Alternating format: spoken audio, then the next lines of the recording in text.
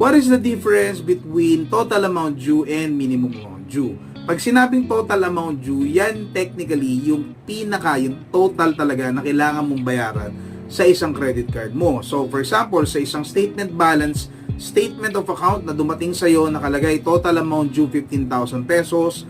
Minsan, iba-iba yung mga terms na nilalagay dyan. Pwedeng statement balance. Basically, yan yung total, no? Yan talaga yung kailangan bayaran mo para hindi ka mag-incur, number 1, ng finance charge, number 2, ng late payment fee, and syempre, para in good credit card standing ka pa rin dun sa bangko.